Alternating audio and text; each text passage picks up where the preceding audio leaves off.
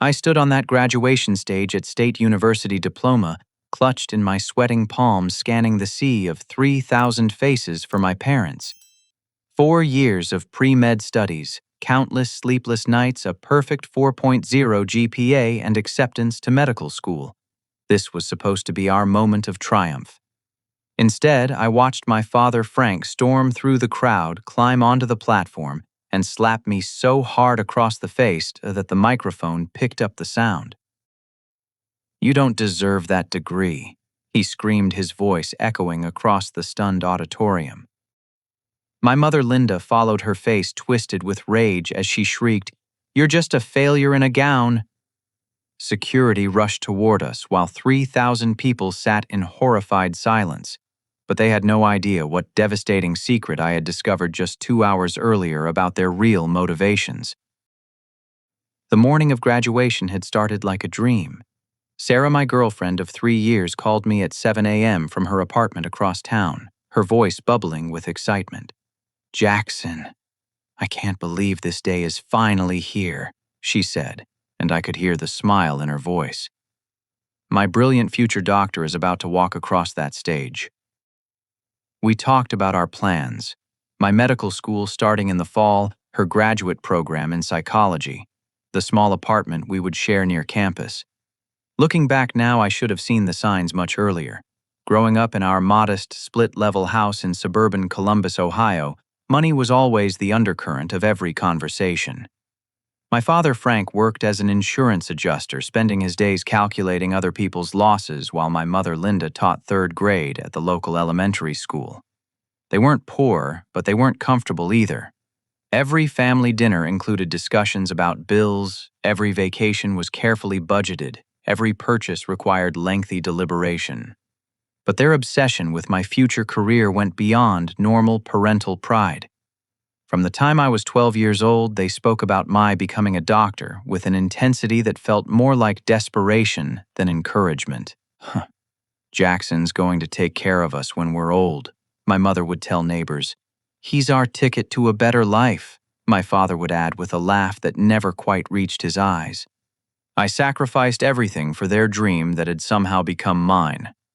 While my classmates enjoyed typical college experiences, I worked 3 part-time jobs, tutoring struggling students, stocking shelves at the campus bookstore, and cleaning laboratory equipment after hours.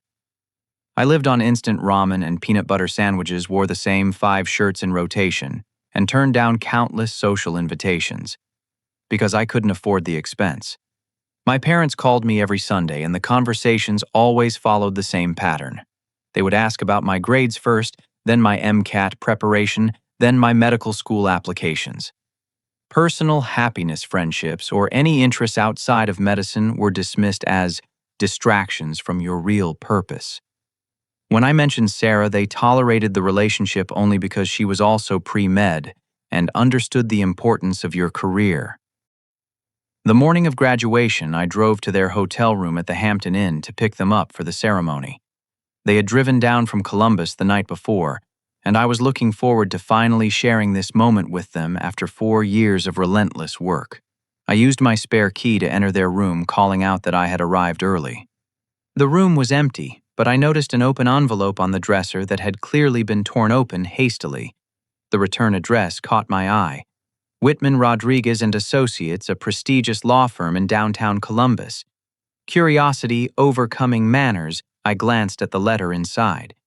My blood turned to ice as I read the legal jargon about estate planning for beneficiaries of Dr. Jackson Mitchell's future medical practice earnings, and establishing legal frameworks for family investment recovery. The letter discussed tax strategies for claiming portions of my future income and mentioned previous consultations about protecting family financial interests in adult child's professional ventures. My hands shook as I read further. The lawyers had apparently been working with my parents for months, developing what they called a family financial partnership agreement that would legally entitle them to a significant percentage of my medical career earnings. The letter referenced meetings, document preparations, and something called dependent adult-child income sharing arrangements.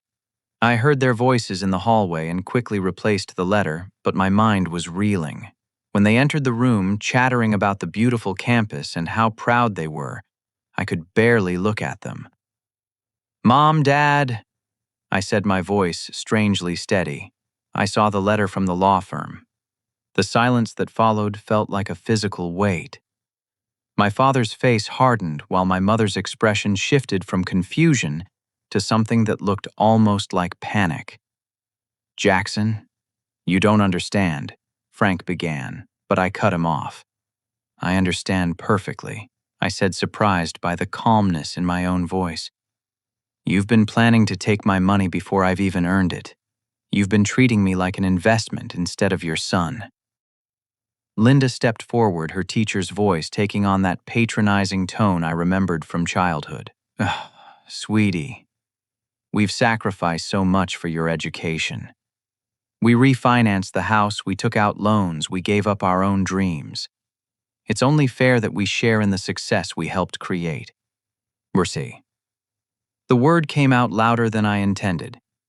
I worked 3 jobs through college. I lived on 5 hours of sleep a night. I earned every grade, every scholarship, every acceptance letter through my own effort. Frank's insurance adjuster mentality kicked in, and he began reciting numbers like he was calculating a claim. "We estimate we've invested over $60,000 in your education, not counting the opportunity costs of our own career sacrifices. A reasonable return on that investment would be approximately 15 to 20% of your gross medical practice income for the first 10 years. I stared at them in disbelief. They had actually calculated a return on investment for raising their own child. The hotel room felt smaller with each passing second, and I could hear my own heartbeat in my ears. "If you try to make this public," my mother said, her voice taking on a warning tone I had never heard before, "everyone will see how ungrateful you really are. We've already talked to family members about your attitude problem." "My attitude problem?" I was shouting now, all pretense of calm shattered. "You're planning to steal from me, and I have an attitude problem. Aha!" My father stepped closer, his face flushed with anger. "You watch your tone with your mother. After everything we've done for you, this is how you repay us, by throwing accusations around like some kind of spoiled brat." "I'm not throwing accusations," I said, backing toward the door. "I'm stating facts. You hired lawyers to figure out how to take my money. You planned this before I even got accepted to medical school." They exchanged a look that I couldn't interpret, and my mother's expression shifted to something cold and calculating. "You'll regret making this into a battle, Jackson. You have no idea what we're capable of when someone tries to cheat us out of what we've earned." I left them standing in that hotel room and drove back to campus, my hands shaking on the steering wheel. The graduation ceremony was supposed to begin in 90 minutes, but I felt like I was living in someone else's nightmare. Everything I thought I knew about my parents, about my family, about the motivation behind their support for my education, had been shattered in the space of a 10-minute conversation. I parked outside the student center and sat in my car trying to process what had just happened. The letter, the lawyers, the calculated percentages, the threats. It all felt surreal. But as I replayed conversations from the past 4 years, pieces began falling into place. Their questions about my scholarship, amounts, their insistence on knowing details about medical school financial aid, their suggestions that I practice medicine close to home. It had never been about family closeness or parental pride. I was their retirement plan. The graduation ceremony proceeded normally until my name was called. I walked across the stage, received my diploma from Dean Patricia Williams, and turned to find my parents in the audience. What happened next felt like a nightmare playing out in slow motion. My father's voice cut through the applause as he pushed past seated families toward the stage. "Stop right there," he shouted, his face red with fury. Security personnel began moving in his direction, but he was already climbing the steps to the platform. The entire auditorium fell silent as he approached me, and then his hand connected with my face with a crack that echoed through the microphone system. "You don't deserve that degree." His voice boomed across 3,000 people. "We paid for that education, and you think you can just walk away from your obligations." My mother appeared beside him, her face twisted with an emotion I had never seen before. "You're just a failure in a gown," she screamed. "An ungrateful, selfish failure who thinks he's too good for his own family." The security officers reached us as my mother grabbed for my diploma, trying to snatch it from my hands. I held on, stunned into paralysis by the surreal nature of what was happening. 3,000 people watched in complete silence as my own parents publicly attacked me on what was supposed to be the proudest day of my life. "Sir, ma'am, you need to come with us immediately," the head security officer said, taking my father by the arm. As they were escorted away, my mother turned back and shouted, "Everyone here should know what kind of person he really is. He stole from his own family." Dean Williams approached me as I stood frozen on the stage, my face still stinging from the slap, the diploma trembling in my hands. "Jackson, please come with me," she said quietly, her arm gently guiding me off the platform. The ceremony continued, but I could feel thousands of eyes following us as we left through a side exit. Her office in the administration building felt like a sanctuary after the chaos of the auditorium. She handed me a bottle of water and a box of tissues, then sat across from me with the patient expression of someone who had dealt with family crises before. "Do you want to tell me what that was about?" she asked gently. I told her everything. The letter from the lawyers, the confrontation at the hotel, the years of feeling like their investment rather than their son. Dean Williams listened without interrupting, occasionally taking notes on a legal pad. When I finished, she leaned back in her chair and sighed. "Jackson, I need to tell you something that might be difficult to hear. Your parents contacted the university 3 weeks ago." My stomach dropped. "What do you mean?" "They called the financial aid office asking about redirecting your merit scholarship refunds to a family account. When our staff explained that wasn't possible, they became quite agitated. They claimed you were still their dependent and that the family should have control over any educational benefits." The room felt like it was spinning. "What else?" "They also contacted the registrar's office asking about your grades and your medical school acceptance status. They said they were concerned about your mental stability and wanted to verify that you were competent to handle the responsibilities of medical school." Before I could respond, my phone buzzed with a text from Marcus, my best friend and roommate for the past 2 years. "Emergency, meet me in your dorm room ASAP. Bring the dean if you can." Dean Williams agreed to come with me, sensing that whatever Marcus had discovered was connected to my parents' behavior. We found him pacing in my small dorm room, his laptop open on my desk, his normally calm demeanor replaced by barely controlled anger. "Jackson, you need to see this," he said, turning the laptop screen toward us. On the display was a Facebook post from my mother's account posted just 20 minutes earlier. "Our son Jackson has stolen money from our family to pay for his college education and now refuses to pay us back. We tried to reason with him at his graduation ceremony, but he became violent and abusive. We are heartbroken that the son we sacrificed everything for has turned against us. Please pray for our family during this difficult time." The post already had dozens of comments from extended family members and family friends, most expressing shock and disappointment in me. My Aunt Carol had written, "I always thought Jackson was such a good boy. This is so sad." My father's brother had commented, "Some kids just don't appreciate what their parents do for them." "There's more," Marcus said, his jaw clenched with anger. "Your cousin Jennifer shared it with a long post about how entitled young people are these days. It's already been shared 47 times. Dean Williams examined the post carefully. "This constitutes defamation," she said.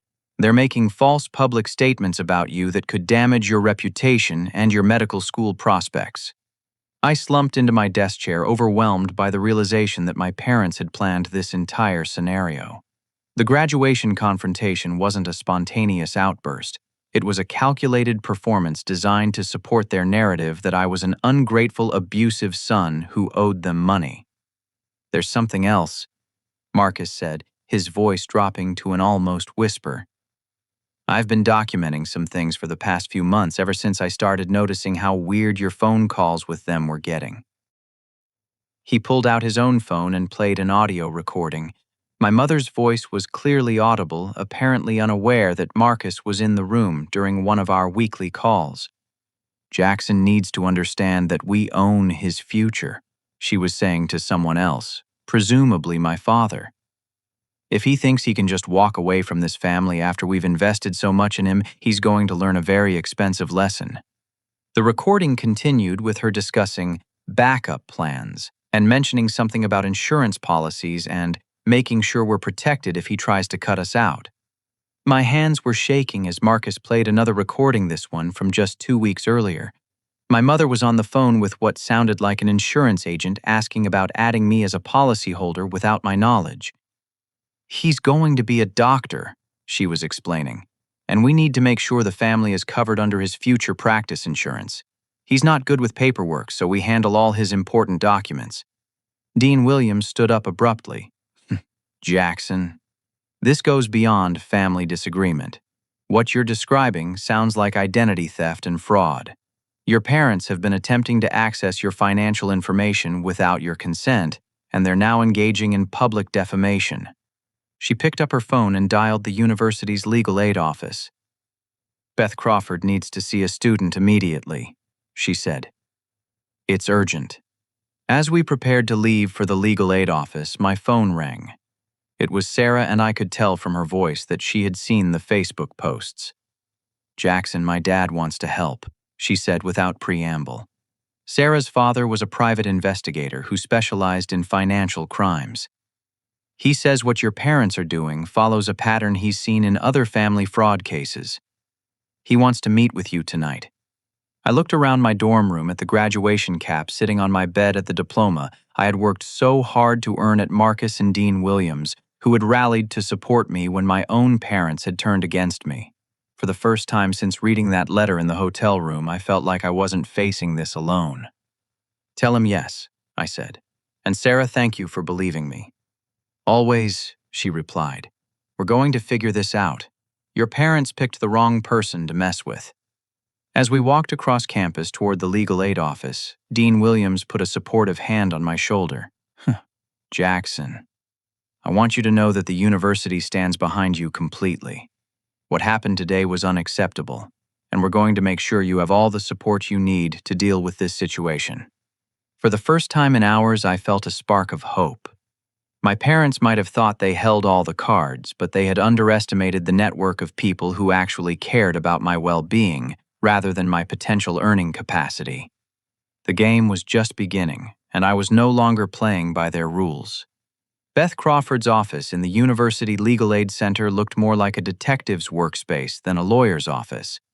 Files covered every surface, and whiteboards lined the walls with flowcharts and case timelines. She was a woman in her 40s with sharp eyes and the no-nonsense demeanor of someone who had seen every type of legal manipulation imaginable. Marcus had brought all his recordings, and I had printed copies of the lawyer's letter I had photographed with my phone before leaving my parents' hotel room. Dean Williams provided the documentation of my parents' contact with various university offices. Beth spread everything across her conference table like pieces of a puzzle. This is more extensive than most family financial abuse cases I've handled, she said after reviewing the evidence for 30 minutes. Your parents have been planning this for a significant period of time. She pulled up my credit report on her computer, and what I saw made my stomach drop to the floor. There were 4 credit card accounts I had never opened, all maxed out with a combined debt of over $12,000.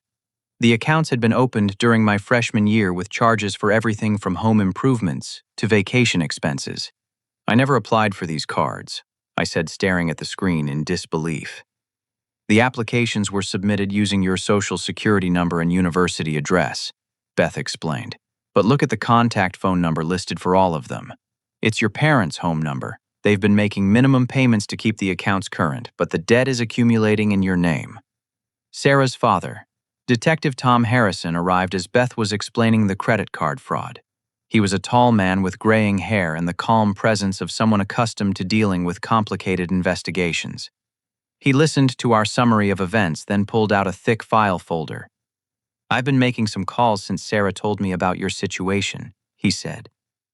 I contacted a friend at the county recorder's office, and we found something interesting about your parents' house. He spread out a series of documents across the table. Your parents refinanced their mortgage 6 months ago. The loan application lists you as a cosigner, and your projected medical school debt is included as part of the family's assets. I stared at the paperwork, seeing my forged signature on documents I had never seen before. They used my name to get a bigger loan. It appears so. The loan amount was significantly higher than the original mortgage, and the extra money seems to have been used for what they called educational investment purposes. Beth was taking notes rapidly. This constitutes mortgage fraud and identity theft. Tom, what else did you find?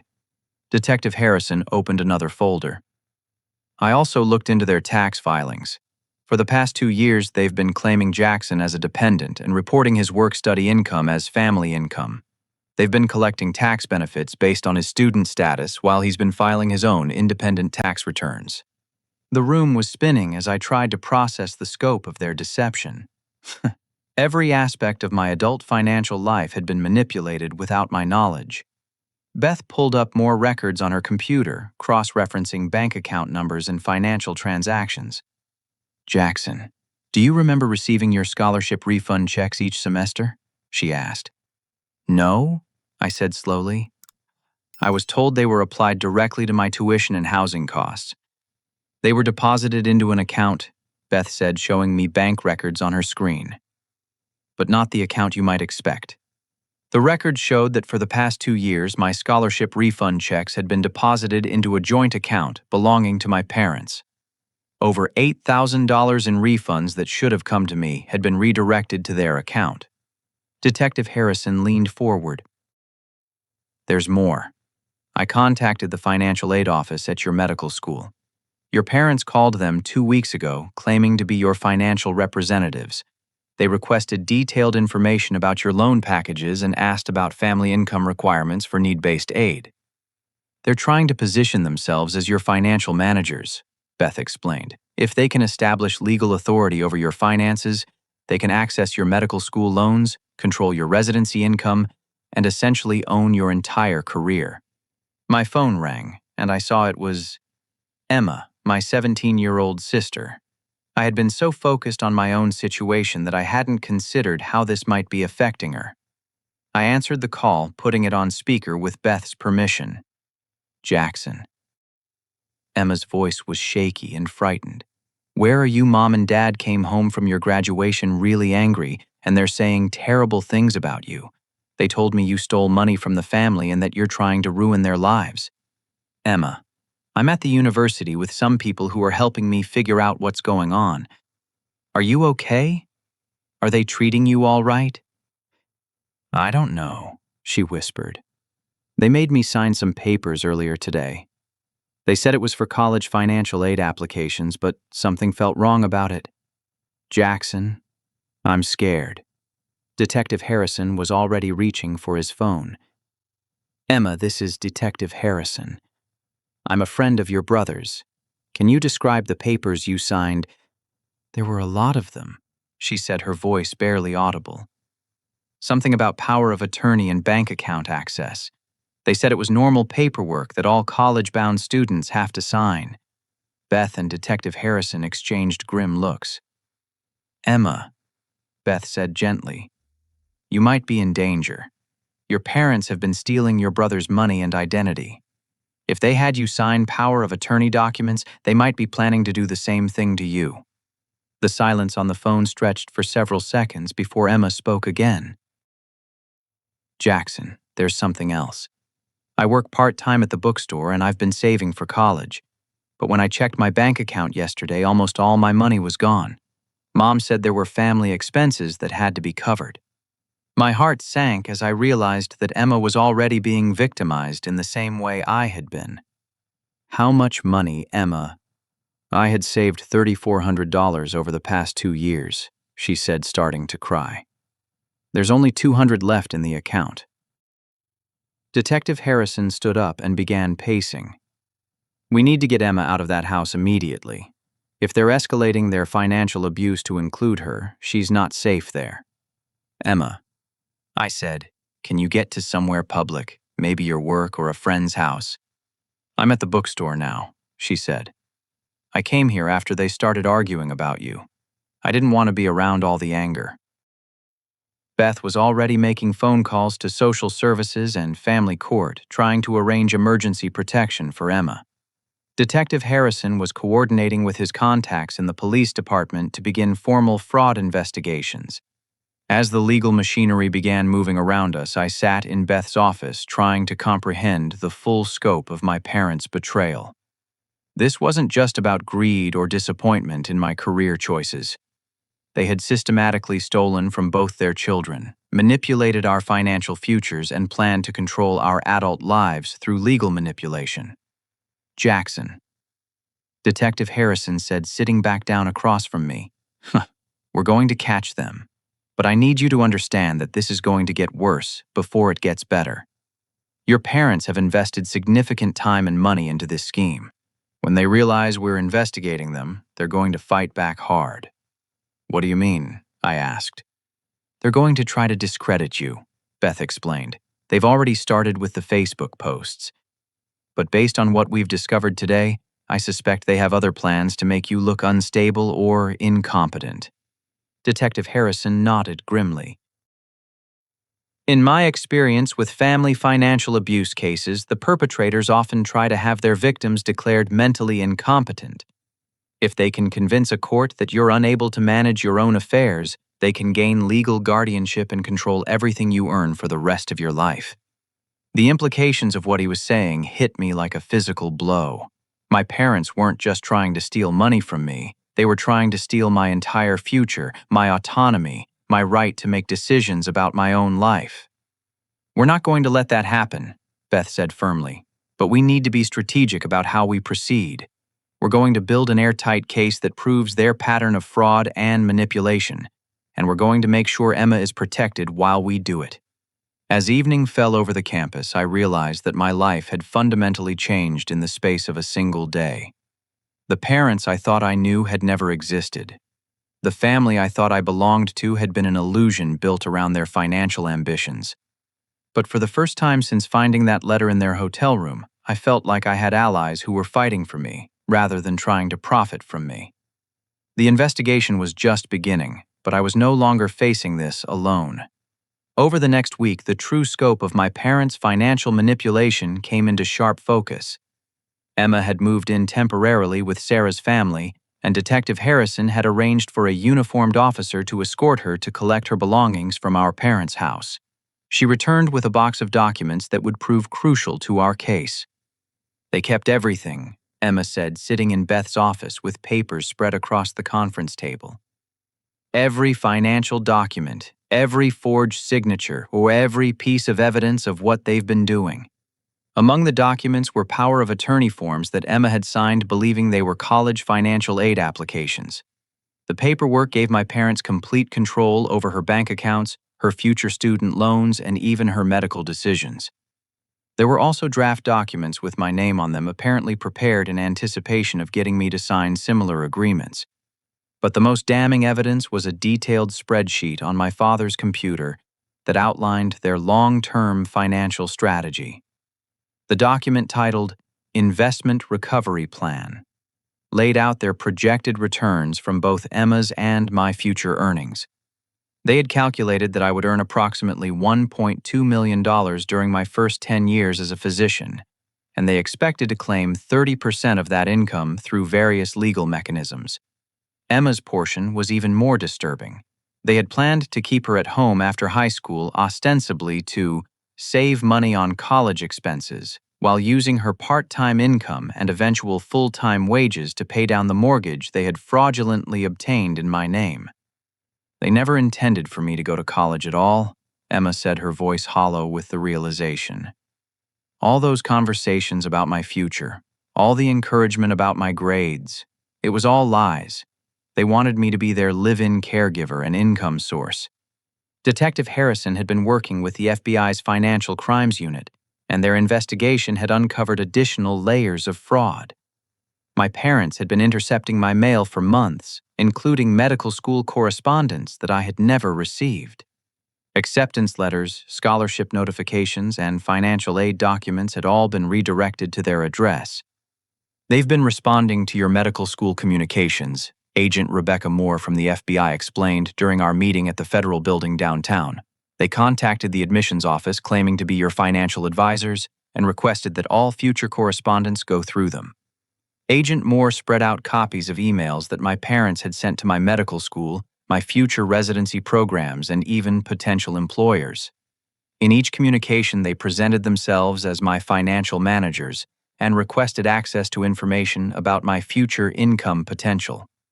"This goes beyond identity theft," Agent Moore continued.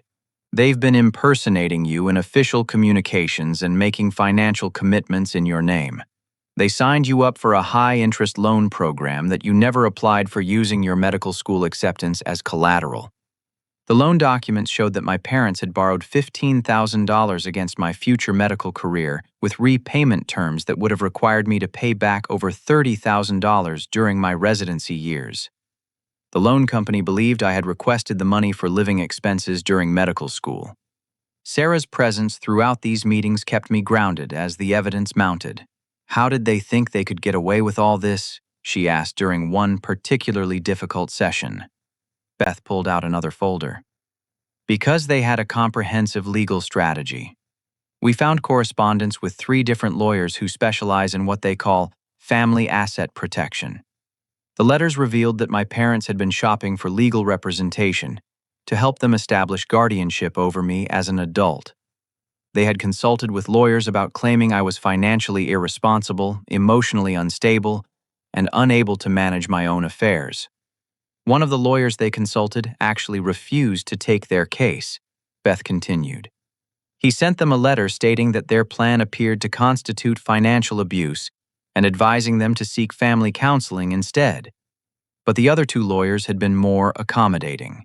The correspondence showed detailed discussions about strategies for gaining legal control over my finances, including having me declared mentally incompetent through court proceedings. The graduation incident was part of their plan," Detective Harrison explained. "They wanted to create a public scene that would support their claim that you were unstable and prone to violent outbursts. If multiple witnesses saw you acting erratically, it would strengthen their case for guardianship. The realization that even their public humiliation of me had been calculated and premeditated was almost more than I could bear. Every aspect of their behavior had been designed to manipulate and control me." Emma provided the final piece of evidence that would make our case irrefutable. Hidden in her bedroom closet, she had found a folder containing drafts of legal documents that my parents had prepared but not yet filed.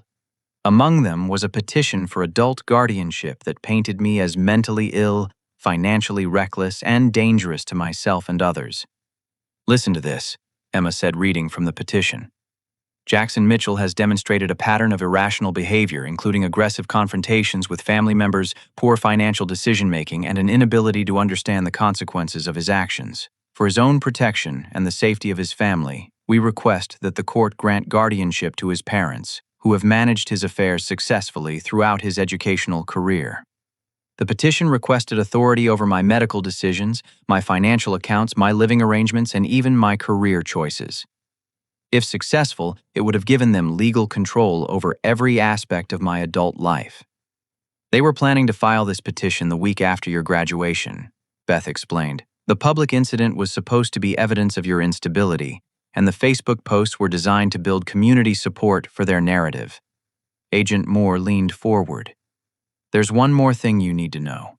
We've been monitoring your parents' communications, and they've escalated their plans since the graduation incident.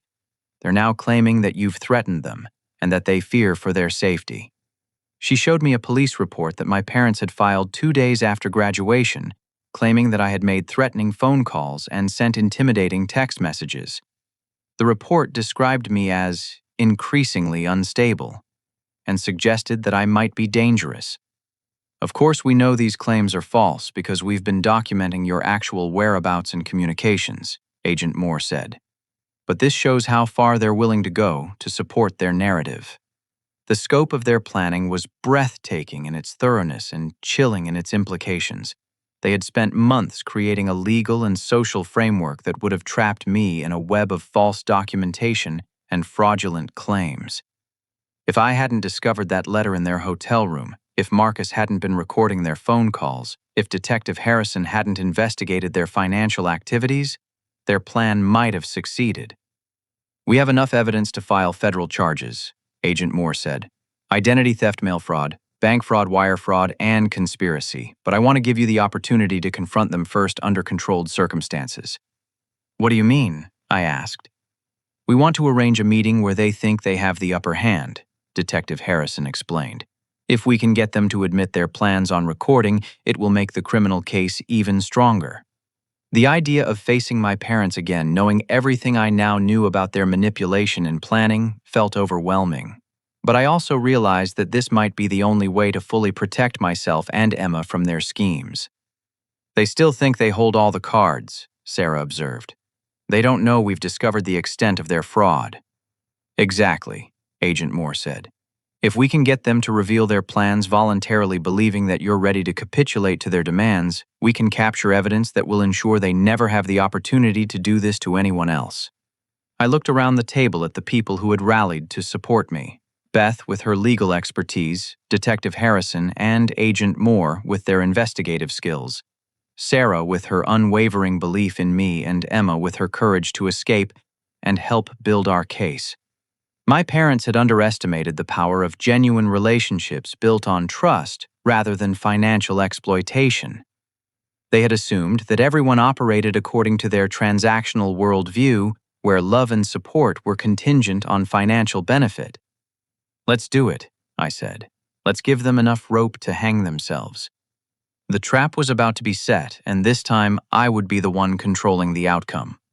The meeting was arranged for the following Tuesday at Romano's, a family restaurant in a strip mall halfway between campus and my parents' home in Columbus. The location was public enough to ensure safety, but quiet enough for recording equipment to capture clear audio. Detective Harrison and Agent Moore would be seated at nearby tables ready to intervene if necessary. The past few days had been spent in careful preparation. I practiced staying calm under pressure, reminding myself that everything my parents said would be recorded and could be used as evidence. Beth coached me on how to guide the conversation toward admissions of guilt without appearing to be leading them into a trap. Emma was safely staying with Sarah's family, and we had taken precautions to ensure my parents couldn't contact her directly. Detective Harrison had served them with a temporary restraining order that prohibited them from accessing Emma's bank accounts or making any financial decisions on her behalf. On Tuesday morning, I drove to Romano's wearing a wire that was virtually undetectable under my shirt. My hands shook slightly as I parked outside the restaurant, and I spent several minutes in my car practicing the breathing exercises that Sarah had taught me. My parents were already seated in a corner booth when I arrived, looking much older than they had just a week earlier. The stress of the investigation and the legal proceedings had taken a visible toll on both of them. Linda's usually perfect hair was unkempt, and Frank's clothes looked like he had slept in them. "Jackson," my mother said as I approached their table, her voice taking on the artificially sweet tone she used when she wanted something from me. "Thank you for agreeing to meet with us. We need to work this out as a family." I slid into the booth across from them, hyper-aware of the recording equipment hidden on my body and the FBI agents seated discreetly around the restaurant. "I'm willing to listen," I said carefully. Frank leaned forward, his insurance adjuster instincts kicking in as he began what was clearly a prepared speech. "Son, we think there's been a misunderstanding about our expectations for your career. We're not trying to take anything from you. We're trying to protect the family's investment in your future." "What kind of protection?" I asked, encouraging him to elaborate. "Well, for example," Linda said, pulling out a folder of documents, "we've prepared some paperwork that will make sure you're financially secure during medical school and residency. These forms will allow us to help manage your loans and make sure you don't get overwhelmed by all the financial decisions you'll need to make." She spread the documents across the table, and I recognized them immediately as power of attorney forms similar to what Emma had been tricked into signing. The paperwork would give them complete control over my financial accounts, my medical school loans, and my future income. "This looks like you want to control my money," I said, pretending to review the documents for the first time. Frank's expression hardened slightly. "Jackson, you need to understand something. We've sacrificed everything for your education. We refinanced our house. We took out loans, we gave up our own dreams and opportunities. It's only reasonable that we share in the success we helped create." "Share how much?" I asked, hoping to get him to state specific numbers.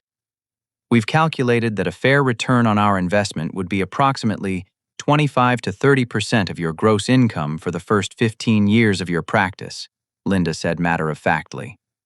"That's actually quite reasonable compared to what most business investors would expect." I stared at them, amazed that they were so casually discussing taking nearly a third of my life's earnings. "And if I don't agree to this arrangement?" The silence that followed was loaded with unspoken threats. Frank exchanged a look with Linda before responding. "Jackson, we've been documenting some concerning behaviors over the past few months," he said, his voice taking on an ominous tone. "The graduation incident, your hostile attitude toward family, your apparent inability to appreciate what we've done for you. These could be signs of serious mental health issues." Linda nodded supportively. "We've already spoken with some professionals about our concerns. Dr. Patterson at the Family Counseling Center thinks you might benefit from inpatient treatment to address your adjustment disorders." My blood ran cold as I realized they were threatening to have me institutionalized. "What are you talking about?" "There are facilities that specialize in helping young adults who are struggling with the transition to independence," Frank explained. "Sometimes people need professional help to understand their obligations to family and learn appropriate social behaviors."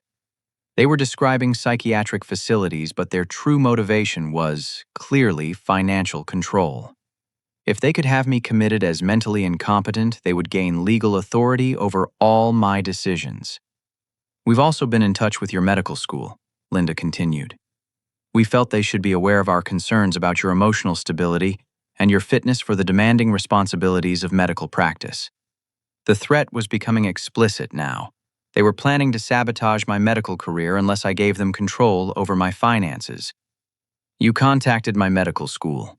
I asked, feigning surprise. "We told them about the graduation incident and about your hostile behavior toward family," Frank said. "We explained that we're concerned about your ability to handle stress and make responsible decisions. Medical schools take these concerns very seriously, especially when they come from family members who know the student best." Linda leaned forward, her expression shifting to what she probably thought looked like maternal concern. "Jackson, we're offering you a choice. You can sign these documents and accept our help managing your financial affairs, or we can pursue other options to protect both you and the family from the consequences of your poor judgment." "Other options." Frank pulled out another set of documents. "We've consulted with attorneys about adult guardianship procedures. In cases where a young adult demonstrates financial irresponsibility, emotional instability, and potential danger to themselves or others, the court can appoint family members as legal guardians." He slid the papers across the table, and I recognized them as the draft guardianship petition that Emma had found in their house. But this version had been refined and expanded with additional claims about my mental state and behavioral problems. "This petition details your erratic behavior, your inability to manage money responsibly, and your aggressive tendencies," Linda explained. "We have witnesses who can testify about the graduation incident, and we have documentation of your financial mistakes and poor decision-making." I looked at the petition, seeing my entire life rewritten as a narrative of incompetence and instability. According to their version of events, I was a mentally ill young man who needed constant supervision and couldn't be trusted to make decisions about my own life. "The beautiful thing about adult guardianship, Frank continued, is that it's designed to protect people who can't protect themselves. Once the court appoints us as your guardians, we'll be able to make sure you get the help you need and that your financial affairs are managed responsibly. And my medical career, that will depend on your progress in treatment," Linda said. If you can demonstrate that you're stable and responsible, we might consider allowing you to continue your education under appropriate supervision. The casual way they discussed controlling every aspect of my adult life was chilling. They had convinced themselves that their financial motivations were actually acts of parental love and protection. We've already contacted your residency programs, Frank added. We wanted them to be aware that you might need accommodations for your mental health challenges. My future career was being systematically destroyed by people who claimed to love me. Every opportunity I had worked for was being undermined by their need to control and profit from my success. There is another option, Linda said, her voice taking on a more encouraging tone. If you're willing to work with us voluntarily, we can avoid all the unpleasantness of court proceedings and psychiatric evaluations. She pulled out a new document. This is a financial management agreement that would allow us to oversee your career decisions and income distribution while still preserving your independence in other areas of your life. I glanced at the document, seeing terms that would give them control over where I practiced medicine, what type of practice I joined, where I lived, and how my income was distributed. It was slavery disguised as family cooperation. And Emma, I asked. What happens to her in all this? Frank and Linda exchanged another look. Emma is still a minor, and she needs guidance about her future plans, Frank said carefully. We've decided that college isn't the best option for her right now, Linda added. She can contribute to the family while living at home and learning valuable work skills. There are plenty of opportunities that don't require expensive education. They were planning to keep Emma trapped in the same cycle of financial exploitation they had designed for me. Her college savings had already been stolen, and now they wanted to prevent her from pursuing any education that might give her independence. So if I don't sign these documents, I said, summarizing their threats, you'll have me declared mentally incompetent, sabotage my medical career, and keep Emma from going to college. We prefer to think of it as protecting our family's interests, Linda said. But yes, those are the consequences of refusing to cooperate with reasonable family financial planning. Frank leaned back in his chair with the satisfaction of someone who believed he held all the cards. Jackson, you need to understand that we've been planning this for a very long time. We have legal representation, we have documentation of your problems, and we have the support of extended family members who are concerned about your behavior. The choice is simple, Linda concluded. Sign the financial management agreement and maintain some independence, or force us to pursue guardianship and lose control over your life entirely. They sat back and waited for my response, confident that they had presented me with an ultimatum I couldn't refuse. They had no idea that every word of their threats and manipulations had been recorded, that federal agents were sitting 20 feet away, and that their carefully constructed plan was about to collapse around them. I need some time to think about this, I said, standing up from the table. You have until Friday, Frank said. After that, we file the guardianship petition and contact your medical school with our formal concerns about your mental fitness. As I walked toward the restaurant exit, I could see Detective Harrison and Agent Moore rising from their seats at nearby tables. The trap had been set perfectly, and my parents had walked into it with complete confidence in their own cleverness. Within hours, they would discover just how wrong they had been about who held the real power in this situation. The arrests happened so quickly that I almost missed them. I was sitting in my car outside Romano's trying to process the conversation I had just recorded when I saw Detective Harrison and Agent Moore approach my parents' table. Through the restaurant window, I watched my father's confident expression shift to confusion, then shock, then fear, as Agent Moore displayed her FBI credentials. My mother tried to gather up the documents they had spread across the table, but Detective Harrison calmly placed his hand over the papers. I could see him speaking to them, probably explaining their rights, while other agents I hadn't noticed entered the restaurant from different entrances. Within 15 minutes, both my parents were in handcuffs, being escorted to separate FBI vehicles.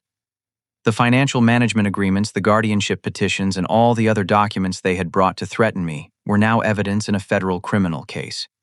The next 6 months passed in a blur of legal proceedings, court appearances, and media attention.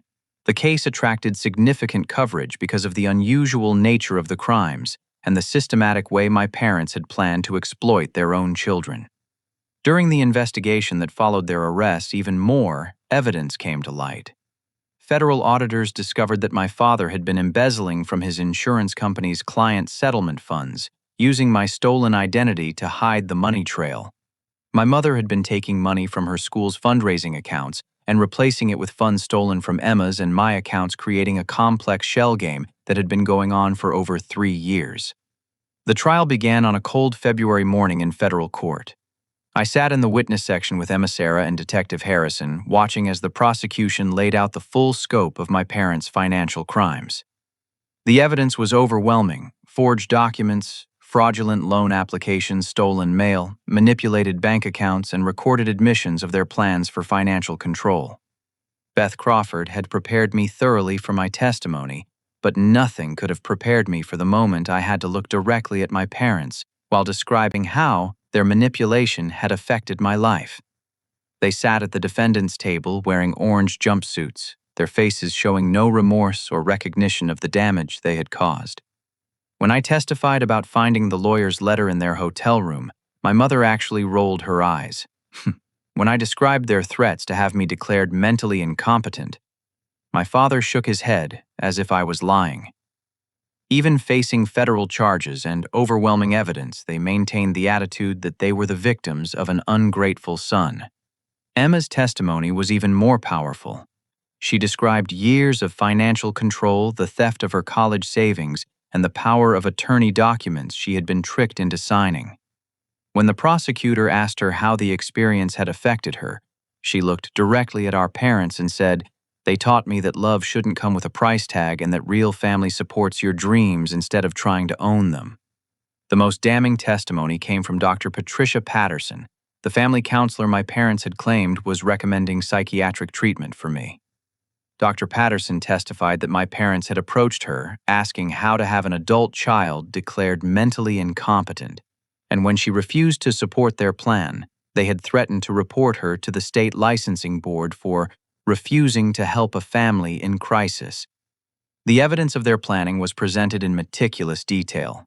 Financial records showed the systematic theft of funds from both Emma and me. Email records revealed their communications with multiple lawyers about gaining financial control over our lives. Phone records documented their calls to my medical school and residency programs, attempting to sabotage my career.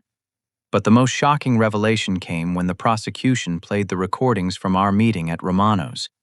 Listening to my parents casually discuss taking 30% of my income, threatening to have me institutionalized, and planning to prevent Emma from attending college was devastating, even for people who had been following the case closely. During cross-examination, my parents' defense attorney tried to portray their actions as misguided parental concern rather than criminal fraud. The strategy backfired when my father took the stand in his own defense and doubled down on his belief that parents deserved financial returns on their child-raising investments. "I spent 18 years and over $100,000 raising that boy," he told the jury. "If he thinks he can just walk away from that investment without any obligation to the family that made his success possible, then he doesn't understand how the real world works." When the prosecutor asked him if he understood that children were not financial investments, my father replied, "Everything in life is an investment. We invested in his education, his future, his opportunities. A reasonable return on that investment is just good business sense." My mother was even worse. During her testimony, she actually argued that adult children who refuse to support their parents financially should be considered mentally ill. What kind of person takes everything their family gives them and then turns their back on the people who sacrificed for their success? She asked the jury. That's not normal behavior. That's selfish and ungrateful behavior that needs professional intervention. The jury deliberated for less than 4 hours before returning guilty verdicts on all charges: identity theft mail, fraud, wire fraud, bank fraud, conspiracy, and attempted extortion. The judge scheduled sentencing for the following month, and my parents were remanded to federal custody pending their sentencing hearing. During the sentencing hearing, I was given the opportunity to address the court with a victim impact statement.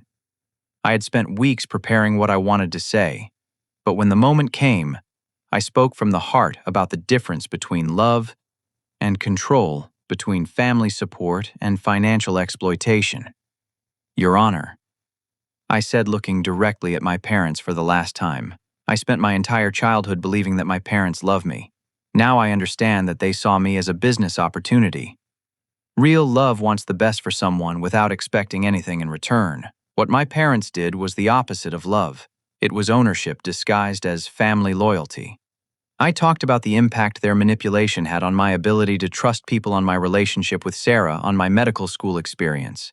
But I also talked about the strength I had discovered in building genuine relationships based on mutual respect, rather than financial obligation. They tried to steal my future, I concluded, but instead they taught me what authentic relationships look like. The people who supported me through this crisis, my girlfriend, my friends, my legal advocates, the law enforcement officers who believed in justice, they showed me what real family can be. Judge Margaret Chen listened to impact statements from Emma and Sarah as well, then delivered a sentence that reflected the serious nature of the crimes and the systematic way they had been planned and executed. Mr. and Mrs. Mitchell, she said, you have betrayed the most fundamental trust that exists in human society, the trust between parents and children. You treated your own children as financial assets rather than human beings deserving of love and respect. Your crimes were not impulsive mistakes, but calculated long-term exploitation of the people who should have been able to trust you most. She sentenced my father to 36 months in federal prison and my mother to 30 months. Both were ordered to pay full restitution for the money they had stolen from Emma and me, plus additional fines and court costs. They were also prohibited from contacting either of us directly or indirectly for 5 years after their release from prison.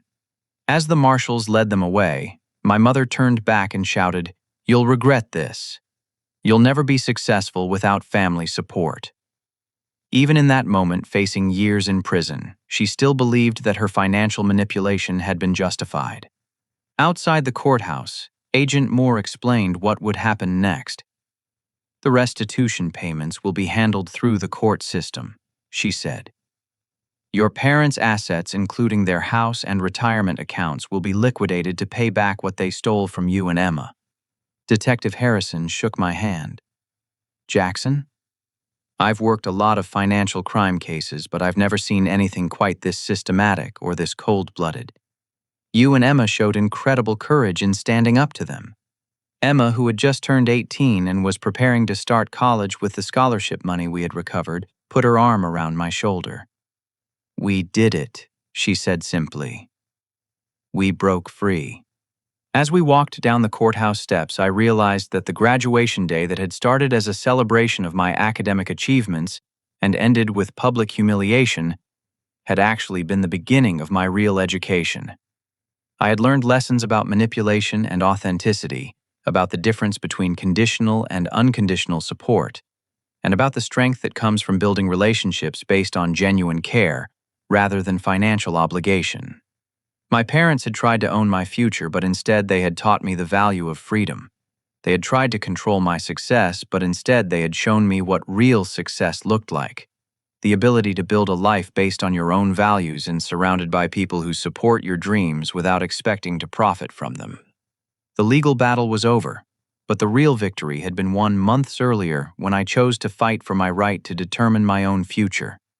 Justice had been served, but more importantly, Emma and I had learned that we deserved relationships built on love rather than exploitation. 1 year later, I stood in the auditorium of my medical school for our first-year achievement ceremony, looking out at an audience that included Sarah, Emma, Detective Harrison, Beth Crawford, and Dean Williams. The contrast with my undergraduate graduation could not have been more stark. This time, the people in the audience were there to celebrate my success rather than claim ownership of it. My parents had been released from federal prison 3 months earlier after serving reduced sentences for good behavior. They were living in a small apartment across town, both working minimum-wage jobs to pay off the court-ordered restitution. I had received 2 letters from them since their release, carefully worded apologies that felt more like attempts to restore contact than expressions of genuine remorse. Emma was thriving in her sophomore year at State University, studying business administration with a focus on fraud investigation. She had decided to dedicate her career to helping other people who had been victimized by financial abuse, and she was already working part-time with a nonprofit organization that provided legal aid to families dealing with financial exploitation. "I want to make sure other kids don't have to go through what we went through," she had told me during one of our weekly phone calls. "And I want to help people understand that family financial abuse is real, and that there are resources available to fight it." Sarah and I had gotten engaged 6 months earlier, and we were planning a small wedding for after my medical school graduation. Our relationship had been strengthened by the crisis with my parents, rather than damaged by it, and we had learned to build our partnership on mutual support and shared values rather than external expectations. During my medical school studies, I had become increasingly interested in psychiatry and trauma recovery. My own experience with family financial abuse had opened my eyes to the psychological damage that could be caused by manipulative relationships, and I wanted to help other people heal from similar experiences. I had started a support group for adult children of financially abusive parents, meeting twice a month in a conference room at the University Student Center. The group had grown from just 3 members to over 20, and we were developing resources to help people recognize financial abuse patterns and develop strategies for protecting themselves. The group meetings were powerful and often emotional experiences. Members shared stories of parents who had stolen their identities, controlled their bank accounts, sabotaged their career opportunities, or used emotional manipulation to maintain financial control. Many of the group members had been told, like I had, that their resistance to financial exploitation was evidence of mental illness or ingratitude. Financial abuse is often invisible because it's disguised as family loyalty or parental concern, I would tell new group members. But real family support empowers you to make your own choices, while financial abuse tries to control those choices through economic pressure. My medical school thesis was focusing on the psychological effects of family financial abuse, particularly the way it damaged victims' ability to trust their own judgment and form healthy relationships. The research was groundbreaking because so little academic attention had been paid to this form of domestic abuse.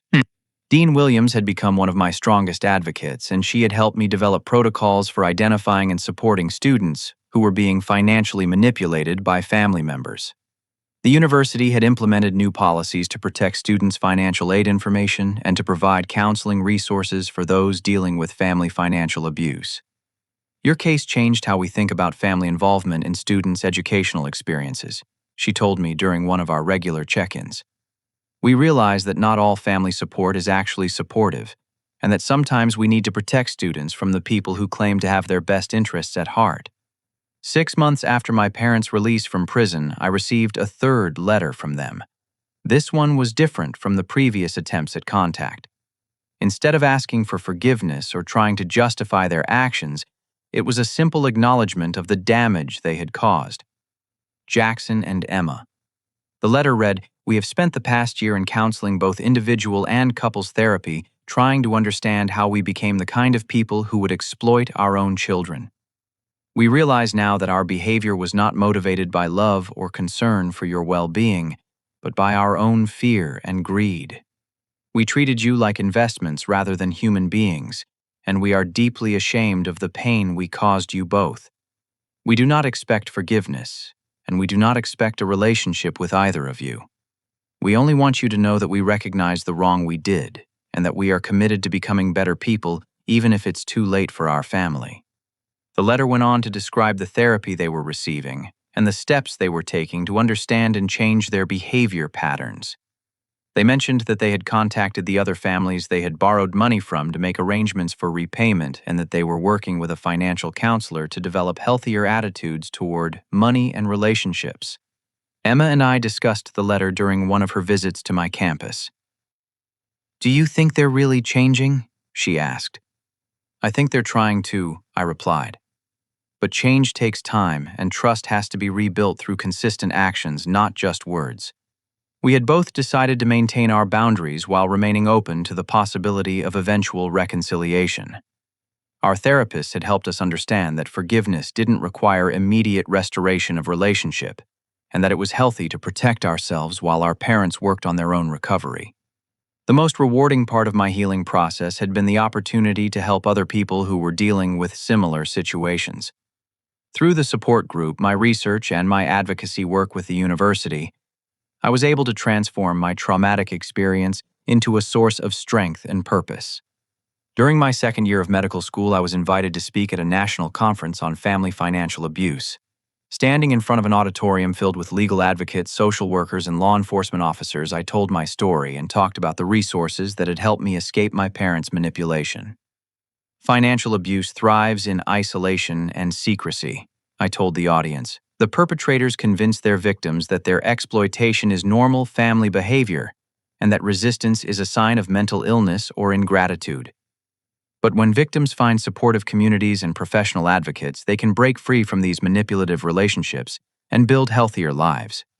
After my presentation, I was approached by dozens of people who shared their own stories or asked for advice about cases they were working on. A social worker from Texas told me about a case involving elderly parents who were financially exploiting their adult children's disability benefits. A lawyer from Florida described a family where parents had taken out massive student loans in their children's names and used the money for personal expenses. Your research is filling a real gap in how we understand and address this problem, one of the conference organizers told me. We need more people willing to speak openly about their experiences and to develop resources for other victims. As my medical school graduation approached, I reflected on how much my life had changed since that devastating day when my parents had slapped me on stage and accused me of stealing from them. The humiliation and trauma of that experience had led me to discover my real strengths and my authentic purpose. The day of my medical school graduation, Emma surprised me by driving down from State University to attend the ceremony. Sarah's parents were there, along with Detective Harrison Beth Crawford and several members of my support group. Dean Williams introduced me as a student who had transformed personal adversity into academic achievement and community service. As I walked across the stage to receive my medical degree, I thought about the difference between this moment and my undergraduate graduation 3 years earlier. This time, the people in the audience were celebrating my success because they genuinely cared about my well-being, not because they expected to profit from my achievements. After the ceremony, as we gathered for dinner at a restaurant near campus, Detective Harrison raised his glass for a toast. "To Jackson," he said, "who showed incredible courage in standing up to people who should have protected him, and who has used his experience to help protect other people from the same kind of exploitation." And to Emma, I added, raising my own glass, who was brave enough to break free from the cycle and strong enough to build her own future. As we celebrated together, I realized that my parents' betrayal had inadvertently given me the greatest gift possible: the knowledge of what authentic relationships look like, and the strength to build my life around people who supported my dreams without expecting to own them. 6 months later, I received one final letter from my parents. They wrote to tell me that they had completed their court-ordered counseling and were continuing in therapy voluntarily. They had found steady employment and were making regular payments toward their restitution obligations. Most importantly, they wrote, they had come to understand that love means wanting the best for someone without expecting anything in return. "We realize that we may never have the opportunity to be part of your lives again," the letter concluded. "But we want you to know that we are proud of the people you have become despite our failures as parents. We hope that someday you might be willing to give us the chance to show you that we have learned what real family love looks like." I shared the letter with Sarah and Emma, and we all agreed that our parents seemed to be making genuine progress in their recovery. We decided to send a brief response acknowledging their efforts while maintaining our boundaries. "We appreciate your continued work on yourselves," we wrote back. "Healing takes time, and rebuilding trust requires consistent actions over extended periods. We remain open to the possibility of eventual reconciliation, but any future relationship will need to be built on mutual respect and healthy boundaries." 3 years into my psychiatry residency, I had established myself as a specialist in treating trauma survivors, particularly those who had experienced family financial abuse. My support group had evolved into a formal nonprofit organization that provided counseling, legal referrals, and advocacy for victims of financial exploitation. Emma had graduated with her business degree and was working as a fraud investigator for the state attorney general's office. She had become one of the leading experts on family financial abuse patterns, and she regularly consulted with law enforcement agencies on similar cases. Sarah had completed her graduate program in psychology and was working as a family therapist specializing in helping families rebuild relationships after financial abuse. Together, we had developed treatment protocols that were being adopted by other mental health professionals across the country. On the 5th anniversary of our parents' arrest, Emma and I met for dinner at the same restaurant where we had celebrated my medical school graduation. We talked about how much our lives had changed, and how the trauma we had experienced had ultimately led us both to meaningful careers helping other people. "Do you ever regret fighting back instead of just giving them what they wanted?" Emma asked. I thought about the question seriously. "Never," I said. If we had given in to their demands, we would still be trapped in their web of manipulation and control. By fighting for our freedom, we not only saved ourselves, but created the opportunity to help other people in similar situations. As we finished dinner, Emma showed me a letter she had received from a young woman in California whose parents had been trying to force her to turn over her disability benefits to help pay for their mortgage. The woman had read about our case online and had used the resources from our nonprofit organization to file charges against her parents and escape their financial control. She wanted me to know that our story gave her the courage to fight back, Emma said. She said that seeing us succeed, despite everything our parents did to us, proved that it was possible to break free and build a better life. Reading that letter, I was reminded of the most important lesson I had learned from my experience with family financial abuse. The people who truly love you want to see you succeed on your own terms, not under their control. Real family relationships are built on mutual support and respect, not on financial obligation and emotional manipulation. My parents had tried to own my future, but instead they had taught me the value of authentic freedom. They had tried to control my success, but instead they had shown me what genuine success really means. The ability to build a life based on your own values, surrounded by people who celebrate your achievements without expecting to profit from them. Today, I practice psychiatry at a community mental health center, specializing in treating survivors of various forms of domestic abuse. Emma runs her own financial crimes consulting firm, helping families and organizations identify and prevent financial exploitation. We both remained close to the network of supporters who had helped us during our darkest period, and we continue to work together to raise awareness about family financial abuse. Our parents, now in their early 60s, have maintained steady employment and completed their restitution payments ahead of schedule. They send us birthday cards each year and occasional letters updating us on their progress in therapy and their volunteer work with a nonprofit organization that provides financial literacy education to low-income families.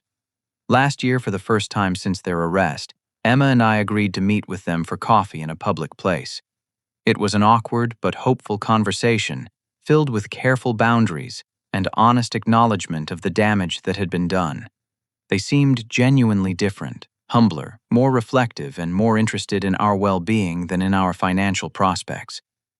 "We know we don't deserve forgiveness," my father said during that meeting, "but we want you to know that we're committed to proving through our actions that we've learned what it means to love someone without expecting anything in return."